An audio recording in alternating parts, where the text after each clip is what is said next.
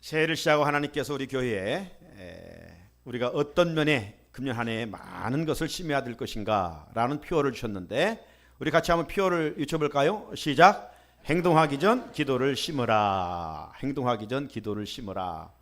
새해를 시작해서 20일 살아왔습니다. 그렇죠? 20일 동안 여러분 얼마만큼 기도를 심으셨습니까? 아침에 일어나셔서 기도를 심어야 합니다. 밥을 먹을 때마다 일용할 양식을 먹을 수 있음에 감사함으로 기도를 심어야 합니다. 출근할 때 감사의 기도를 심어야 됩니다. 차 안에서 이동하면서 기도를 심어야 합니다.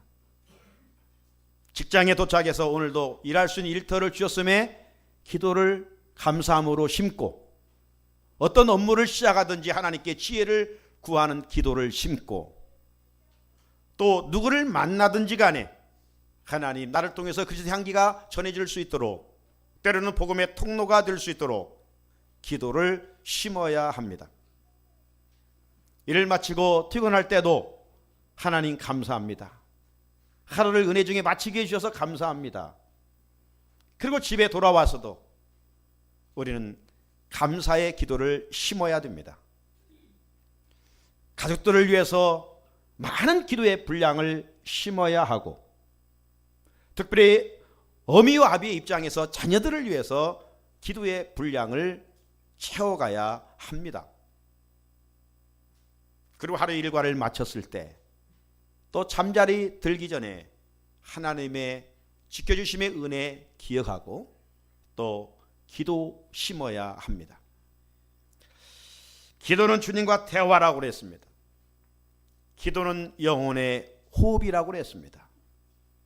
지난 주일날 기도는 우리 몸의 핏줄과 같은 것이라고 그랬습니다. 핏줄이 막히면 건강에 큰 문제가 찾아오는 것처럼 오늘 하나님과 나와 사이에 그 기도의 벽이 쌓이면 우리 영적인 문제가 발생되기 때문에 우리는 끊임없이 영혼의 핏줄, 영혼의 호흡, 하나님과 대화인 기도하는 일에 금년 한 해 애쓰고 힘쓰십시다. 그렇게 하나님께서 우리에게 계속 들려주시고 있습니다. 그러므로 2018년 새해 우리는 개인적으로도 언해보다도 기도의 분량을 채워가고, 또 교회적으로도 더 기도를 많이 심어서 하나님이 베푸시고자 하시는 은혜와 복을 풍성히 누려가는 우리 귀한 가족들이 될 수 있기를 다시 한번 주님의 이름으로 축복합니다. 그래서 이를 한 달 동안 우리는 왜 기도해야 합니까? 왜 기도해야 되는가? 이런 물음 앞에 하나님의 말씀을 듣고 있습니다. 첫째 주 왜 기도해야 된다고요? 기도는 하나님의 마음을 감동시키기 때문에, 하나님의 뜻을 돌이킬 수 있는 것이 기도이기 때문에 우리는 기도해야 한다. 그리고 둘째 주에는 왜 기도해야 된다고 했습니까? 사람의 마음을 움직이는 힘이 있기 때문에. 야곱이 약복강가에서 환도뼈가 이골디도록 기도했을 때 형예서의 약한 마음을 바꾸지 않았습니까? 대인관계에 화목하게 하는 것이 기도이기 때문에 우리는 이 안의 기도를 마땅히 해야 한다는 말씀을 들었습니다. 오늘은 세 번째로 왜 기도해야 되는가? 기도는 환경을 변화시키는 힘이 되기 때문이라는 말씀을 가지고 함께 또 은혜를 받고자 합니다. 오늘날 우리의 주변은 마치 개구리가 어디로 뛸지 모르는 것처럼 불확실합니다. 개구리가 어디로 뛸까요? 알 수 없어요. 전혀 엉뚱한 방향으로 뛰게 되죠. 하루하루가 정말 살 얼음판을 걷는 기분입니다.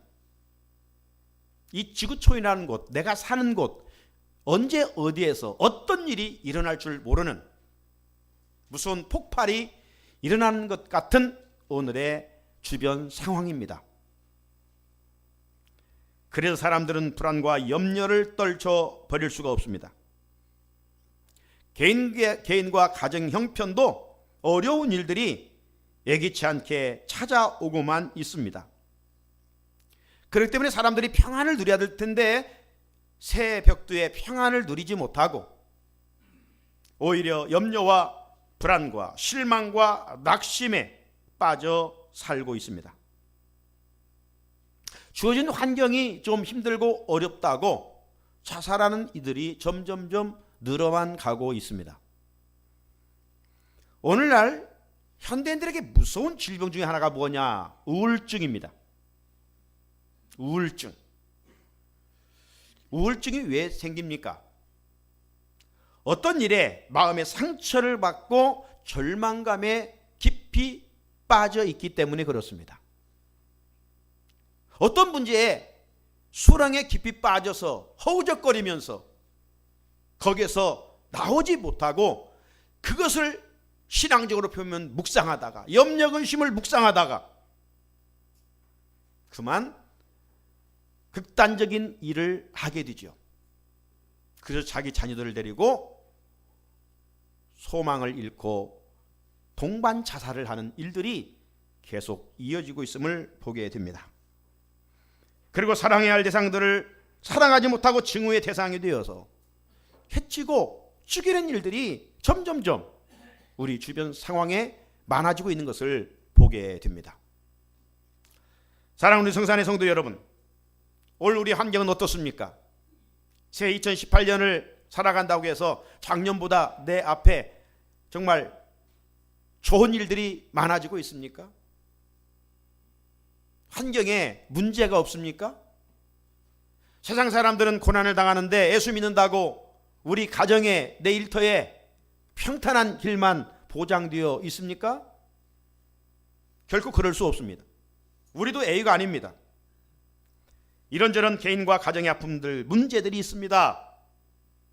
이런 것들 때문에 참 마음이 힘들고 때로는 그것들 때문에 잠을 이루지 못할 때도 있습니다. 마음의 쓴뿌리가 자리를 잡아서 염려, 근심, 걱정에 짓눌려 살아가곤 합니다. 자, 이럴 때 우리는 그리스도인들입니다. 하나님을 믿는 자들입니다. 어떻게 해야 되겠습니까? 무엇을 앞세워야 되겠습니까? 무엇을 그 자리에서 심어야 되겠습니까? 주님은 우리를 당신의 제자로 부르신다고 해서 염려 없게 하지 않습니다. 염려를 극복할 수 있는 능력을 우리에게 주시는 것이죠. 자, 빌립보 4장 6절로 7절 우리가 잘 아는 말씀이 있습니다. 아무것도 염려하지 말고 다만 모든 일에 기도와 간구로 너희 구할 것을 감사함으로 하나님께 아뢰라는 것입니다. 염려 많은 세상 속에서 염려하지 말라는 거예요. 그 대안이 뭐예요? 그 염려할 시간이 있느냐? 나에게 오히려 기도하되 오히려 감사함으로 심으면서 기도해봐라는 거예요. 그리하면 어떤 일이 나요? 그리하면 모든 지각에 뛰어나신 하나님의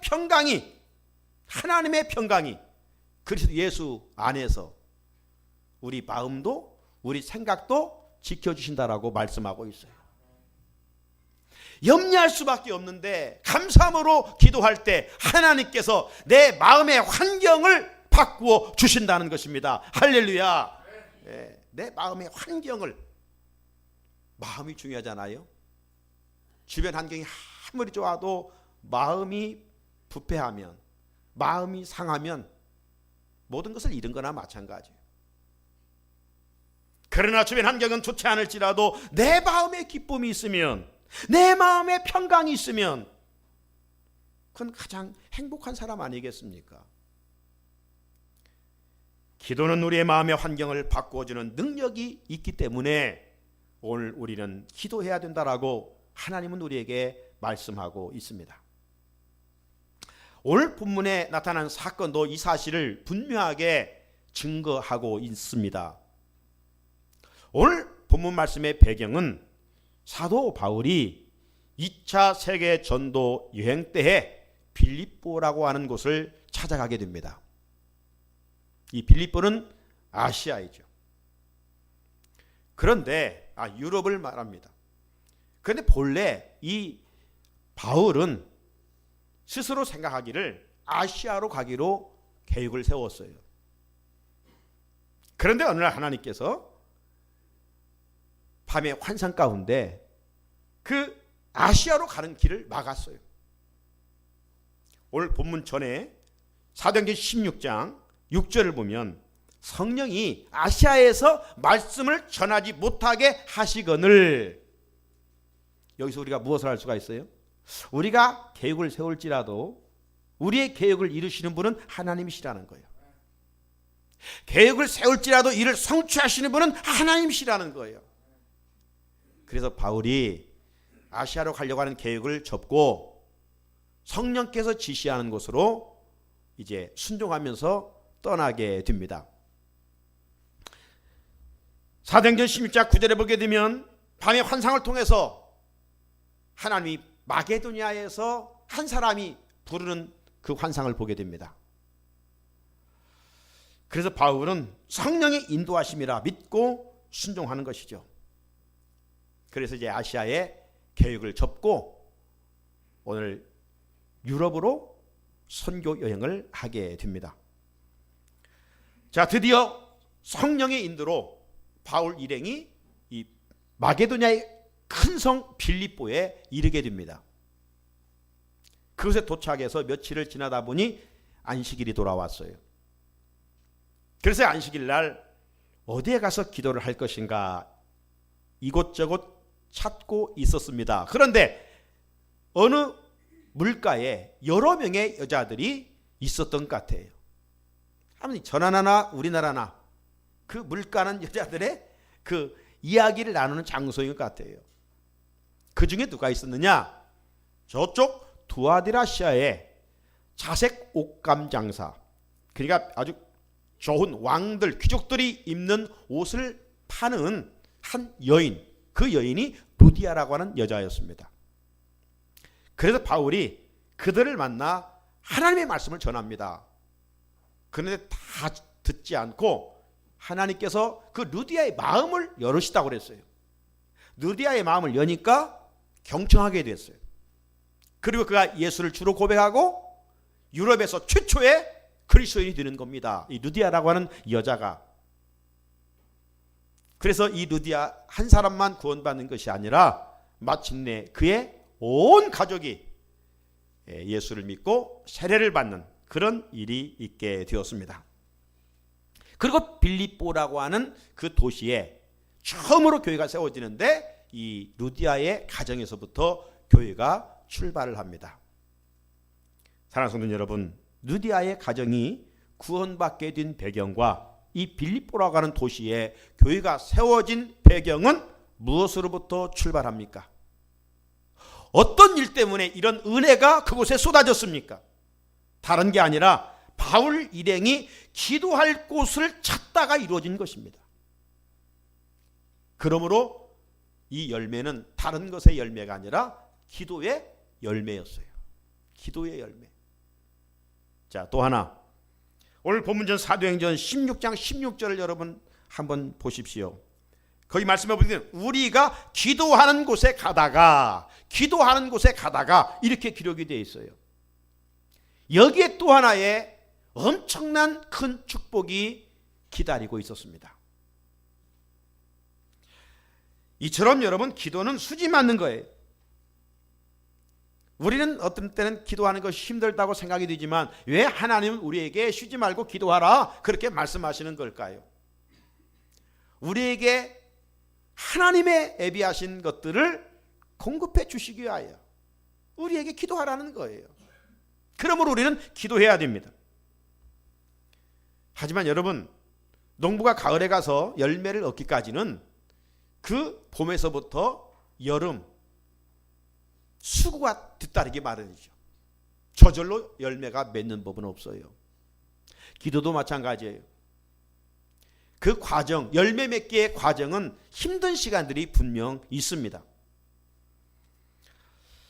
바울 일행이 기도하러 가다가 누구를 만나게 되는가? 처음에는 이제 루디아를 만나게 됐는데 이번에는 귀신이 들려가지고 점을 치는 한 여자를 만나게 돼요. 귀신이 들렸어요. 그래가지고 그 점을 쳐가지고 자기 주인에게 큰 이익을 주는 여자였어요.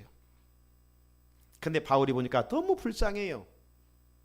그래서 긍휼히 여겨서 그 여자를 고쳐줍니다. 무엇으로 고쳐줘요? 바울의 능력으로? 아니라 바울에게 있었던 예수 그리스도의 이름의 권세를 가지고 그 여인을 고쳐주어요. 사도행전 16장 18절입니다. 예수 그리스도의 이름으로 내가 네게 명하노니 그에게서 나오라 하니 귀신이 즉시 나오니라. 할렐루야.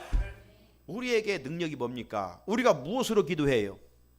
예수님의 이름으로 기도하잖아요. 예수님의 이름. 베드로가 성전 비문에 앉은 나면서부터 앉은 병이를 무엇으로 고칩니까? 내게 은과 금은 없다. 하지만 내게 있는 것으로 내게 명하노니 나사렛 예수 그리스도의 이름으로 걸으라 할 때 그가 걷지 않았습니까? 베드로 자신에게 능력이 있는 것이 아니라 베드로가 소유하고 있는 예수 그리스도의 이름이. 오늘 바울도 마찬가지예요. 그가 뭐 어떤 신적인 권세와 능력이 있는 게 아니에요.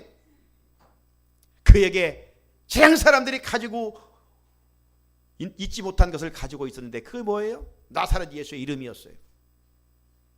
오늘 우리의 특권이 뭡니까? 주님의 이름으로 기도할 수 있다는 거예요. 어디에서든지 주님의 이름으로 죽어가면서까지도 다른 일은 못할지라도 기도는 할 수 있잖아요. 예수의 이름, 그것만큼 큰 권세가 없어요. 바울이 주님의 이름으로 그 귀신 들린 자를 고쳐주었으면 당연히 보상도 받아야 되고 칭찬도 받아야 되고 박수도 받아야 됩니다. 그런데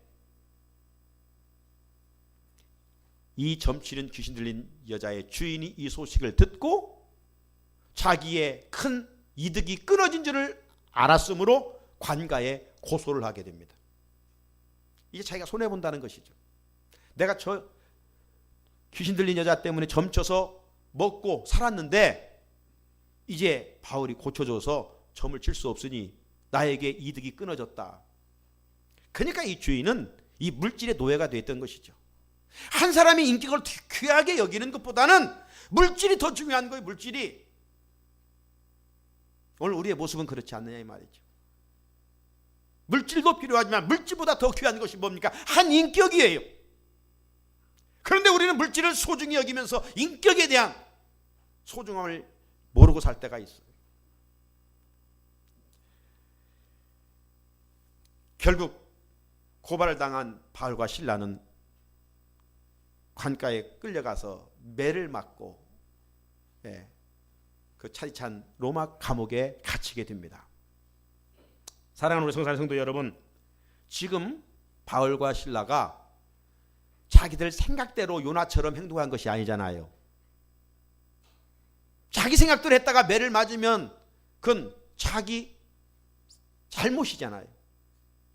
그런데 오늘 바울 일행은 자기의 계획을 접고 성령의 말씀에 순종했어요. 그런데도 어려움을 지금 당하고 있는 거예요. 고난을 당하고 있는 거예요. 어떻게 해석해야 됩니까? 여러분, 우리가 삶의 자리에서 말씀대로 살았는데 우리 삶이 힘들어요. 우리가 예수를 잘 믿는데도 일이 잘 되지 않아요. 거짓된 세상에서 좀 진실되게 살고 불의한 세상에서 우리가 정말 예수 믿는 체제답게 의롭게 살아가요. 그런데도 결과는 좋지를 못해요. 어떻게 해석해야 됩니까? 그래서 하나님을 원망하기도 하고, 아이고 믿음 생활해야 필요도 없어, 이런 낙심할 때도 없잖아 있지 않습니까? 그런데 오늘 본문을 보게 되면 하나님의 계획은 고난이 고난으로만 결코 끝나지 않는다는 것을 보여주고 있는 것이죠. 바울 일행이 감옥에 갇힌 것으로 끝난 것이 아니라 엄청난 하나님의 역사를 경험하게 돼요. 고난의 환경을 역전시키고 있는 모습을 보게 됩니다. 그러면 무엇이 저들의 그 환경을 역전시켰습니까? 그건 다른 게 아니라 예수님의 이름으로 기도하고 찬송하였기 때문이었어요. 오늘 우리들이 선을 행하다가 낙심하지 않을 이유가 바로 여기에 있는 것이죠. 고난 중에 우리가 할 일은 원망과 불평이 아니라 바로 찬송과 기도하는 일이요. 그러면 고난의 환경을 능히 이기게 하십니다. 좌절을 떨쳐버리게 하시고 소망의 복을 누리게 하십니다. 그러므로 문제는 고난 중에 우리가 무엇을 선택하느냐입니다. 원망을 선택하느냐 아니면 기도를 선택하느냐. 이 안에 분명 바다의 물결이 찾아오는 것처럼 우리 가는 길에 고난이 찾아와요. 그때 우리는 무엇을 선택하느냐. 육신의 안목으로 문제만 바라보면서 원망과 불평을 선택하느냐, 아니면 믿음의 눈으로 합력하여 손을 이루시는 하나님을 바라보면서 기도를 선택하느냐. 선택의 결과는 하늘과 땅만큼 다른 법인 거예요. 자, 오늘 본문 이제 25절이 시작되죠. 시간적인 상황을 뭐라고 말합니까? 한밤중에. 지금 이 시간은 시각적인 밤을 말하지만 오늘 우리에게는 인생의 캄캄한 밤을 만났을 때 어떻게 해야 되는가를 말씀해 주고 있는 거예요. 바울과 실라 빌립보 도시에 있는 그 로마의 깊은 감옥에 지금 갇혀 있습니다. 매를 맞아보면 쑤시고 아프고 고통스러웠습니다. 지금 찬바람이 불고 있는 로마 감옥에 갇혀 있습니다. 힘든 환경입니다. 손과 발은 묶여 있습니다. 한번 생각해 보세요. 지금 바울과 실라가 죄를 졌기 때문에 감옥에 들어온 것입니까? 뭔가 지금 잘못해서 다른 사람에게 손해를 입혀서 지금 감옥에 들어온 것입니까? 아니에요. 귀신 들린 여종을 고쳐준 것뿐입니다. 착한 일 했습니다. 좋은 일 했습니다. 박수 받을 만한 일을 했습니다. 자, 그리고 지금 감옥에 갇혔어요. 그 상황이라면 여러분 어떻게 하나님과 관계를 하고 있을까요? 지금 하나님이래다가 감옥에 들어간 거예요. 뭐 누가 내가 이러려고 뭐가 됐느냐, 뭐 사회적인 그런 이야기가 있습니다만은, 만약 바울과 실라가 내가 이러려고 성령의 말을 듣고 빌립비 왔나 이런 좌절감에 사로잡혀 있었다면 얼마든지 불평할 수 있었을 거 아니겠습니까? 만약 그런 부정적인 생각이 바울과 실라의 마음과 생각을 지배했더라면 하나님의 역사를 경험하지 못했을 거예요. 하지만 한밤중에 바울과 실라는 찬송하고 기도했다는 겁니다. 기도하고 찬송했다는 것입니다. 자, 25절 같이 한번 읽어볼까요? 시작. 한밤중에 바울과 실라가 기도하고 하나님을 찬송하며 죄수들이 듣더라. 아멘. 사랑하는 성산의 성도 여러분, 우리가 의롭게 살고 세상에 좀 예수 믿는 사람처럼 좀 부족하지만 온전하지는 못할지라도 좀 구별되어 살아가려고 할 때 누가 알아주지 않아요. 유별 떤다고 그래요. 네? 야, 대충 이 세상 흐름에 따라 살아. 뭘 그렇게 믿는 티를 내고 그래. 적당해. 뭐 누구도 그러던데, 어느 교회 아무 게 장로도 그런데 뭐 집사가 이런 데서 그렇게 티를 내? 적당해. 오히려 알아주지를 않아요. 오히려 바보 소리를 들 때가 있습니다. 그때 우리가 그들의 소리를 귀 기울이지 말고 오늘 바울과 실라의 신앙을 내 것으로 이어갈 수 있어야 돼요. 그때 우리가 찬송하고 기도해야지 원망과 불평을 해서는 안 된다는 것입니다. 우리 송구 영신 예배 새해를 시작하면서 금년 한 해 우리가 승리하기 위해 세 가지 비결이 뭐냐라고 했을 때 첫 번째 비결이 뭐였습니까? 감사함으로 하나님께 찬송하여 그 하나님을 기쁘시게 드리자. 감사함으로 드리는 찬송은 황소 한 마리 드리는 것보다 더 낫다. 그런 말씀 아니었습니까? 바울과 실라가 원망 불평 대신 기도하고 찬송함으로 하나님을 기쁘시게 해드렸어요. 만약 우리 같으면 그 감옥에 갇혀서 어떤 기도를 했을까요? 아마 1차적인 본능 욕구에 의해서 기도했을 거예요. 하나님, 빨리 출국시켜 주십시오. 그런데 여러분, 세상적인 기도는 자기중심이에요. 내가 복 받으면 그 이상 뭐 다른 게 없어요. 그러나 우리 기독교의 기도는 질적으로 다른 것이죠. 내 뜻을 관철시키는 게 아니에요. 내 뜻은 꺾는 겁니다. 왜 하나님이 복음을 전하게 하시고 이런 감옥에 갇히게 하셨을까? 하나님은 나를 통해서 어떤 일을 하시려고 이런 계획을 세우고 계실까? 여기에 한번 우리가 관심 갖고 묵상해 봐야 돼요. 선한 일을 하는데 하나님이 살아계신다면 그 열매가 악하겠습니까? 주를 위하여 헌신하고 있는데 하나님이 그를 위면해 버리겠습니까? 살아계신 하나님이라면 아니죠. 하나님은 바울을 감옥에 갇힌 이유가 있는 거예요. 1차적으로는 오늘 간수와 그의 가정을 구원시킬 뿐만 아니라 로마 감옥에 찾아오는 로마 귀족들을 만나게 하여 로마를 복음화시키려고 하는 하나님의 원대한 뜻이 있었던 거예요. 그러므로 우리는 고난 앞에 하나님의 원대한 계획을 믿음으로 바라볼지언정 쉽게 육신의 소욕 속에 원망과 불평은 금물이에요. 하나님은 우상 숭배만큼 원망 불평을 싫어하셔요. 저들은 절망의 순간에도 하나님을 기쁘시게 되는데 초점을 맞췄어요. 저들의 기도와 찬송의 결과가 무엇입니까? 26절을 같이 한번 읽어보면 26절 시작. 이에 갑자기 큰 지진이 나서 옥토가 움직이고 문이 곧 다 열리며 모든 사람의 매인 것이 다 벗어진지라. 아멘. 이것이 기도와 찬송의 능력입니다. 저들은 고난 중에 하나님께 부르짖어 살아계신 하나님을 경험하게 됩니다. 하나님의 역사로 지진이 일어났어요. 옥토가 움직여요. 문이 다 열렸어요. 자기들이 차고 있는 휴사들이 다 풀어졌어요. 어찌 이런 일이 사람의 힘으로 가능하겠습니까? 하나님이 하신 일이시죠. 오늘 내 삶 자리에 내 힘과 능력을 할 수 없는 일들이 너무나도 많이 있습니다. 나를 감옥에 갇힌 것처럼 자유롭게 하지 못하는 것들이 너무나 많이 있습니다. 생각이 늘 부정적인 것으로 채워지고 염려 근심에 파묻혀 살기 때문에 하나님 주신 기쁨을 누리지를 못합니다. 불평과 원망의 포로가 되어 감사의 삶을 누리지 못할 때가 있습니다. 이런 것들은 나를 지금 불행하게 만드는 감옥입니다. 꼭 감옥에 들어가야만 갇혀 있는 게 아니에요. 내 마음이 불편하면 이건 스스로 감옥에 갇혀 있는 거나 다를 바 없는 것 아니겠습니까?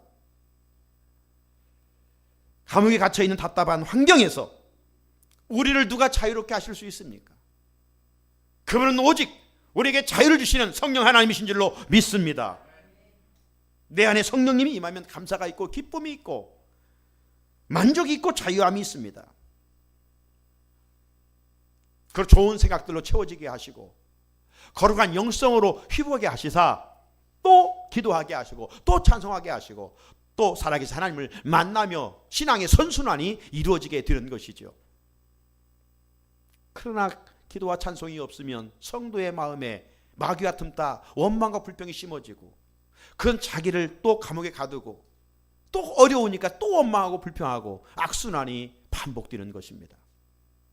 이건 세상 사람들의 삶의 방식이지 결코 그리스도인의 라이프 스타일이 아니죠. 또 대인관계에서 소통하지 못하고 사랑받지 못하고 마음에 어떤 문이 굳게 닫힌 상태는 아닌지요. 가인이 동생 아벨을 향한 마음의 분노처럼 에서가 동생 야곱을 향한 분노처럼 말입니다. 그래서 사랑해야 할 관계가 깨져버려 혹 미워하고 칭호하고 있지는 않는지, 원수 아닌 원수로 살아가고 있지는 않는지, 이런 악한 마음을 무엇으로 열 수가 있습니까? 주님을 인격적으로 모시고 내 연약함을 하나님께 기도하며 찬송함으로 나아갈 때 하나님께서 역사하실 줄로 믿습니다.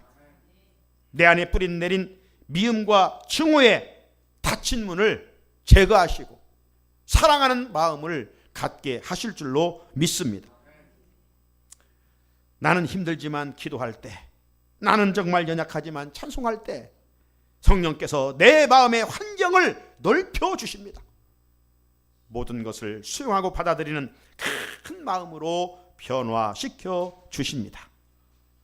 바울과 실라가 기도를 통해서 찬송을 통해서 손발에 묶여있는 것들이 다 풀어졌어요. 매인 것들이 다 벗겨졌습니다. 우리들에게도 풀어져야 되고 벗겨야 될 것들이 무엇입니까? 살다 보면 놓지 않은 나를 구속하고 꽁꽁 묶는 것들이 의로 많이 있습니다. 불청객, 고난이 나를 꽁꽁 묶을 때가 있습니다. 우리 인생길에 고난이 왔을 때 우리가 취해야 할 태도는 무엇입니까?